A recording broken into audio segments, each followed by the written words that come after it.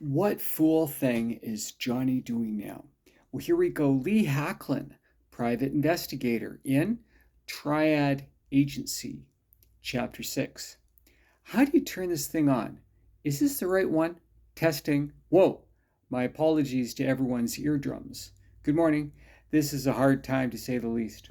The world is a darker place now. We all loved Austin. He was the rarest of rare breeds, a superstar athlete and a superstar actor. He was our friend and our brother.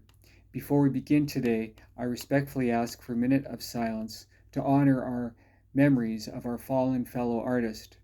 It was 6 in the morning, windy. I was in San Francisco and on the set of Vigilante Vengeance Part 2. I was sitting in a director's chair with my name on the back. Cool. I liked film sets. They were far from typical work environments. Everybody wanted to be there. There was an electric vibe with two notable exceptions. During the flight from New York to Frisco, Luke gave me the cold shoulder and his demeanor remained unchanged. John's former chief of security, Glenn Farrell, now demoted to security guard, glared at me with unbridled scorn. I thought, hey man, Austin Carter is dead. You're alive. A little perspective? He was south of his twilight years, rail thin, and noisily eating a glazed donut while everyone else was honoring John's request. I was about to give Farrell the benefit of the doubt and chalk it up to senility, but he noticed my Spock-like eyebrow aimed in his direction, and he flipped me the bird. I smiled at him. Not safe work. He made a circle with his free hand, put it in front of his crotch, and made a gesture. Why can't we be friends? Why can't we be friends? John said, thank you. Life goes on. Austin was one of a kind, irreplaceable. But I believe in God, and I like to think that Austin's in heaven right now, and he's looking down on us and he's happy. There was talk at Obsidian of shutting down production for good, but cooler heads prevailed.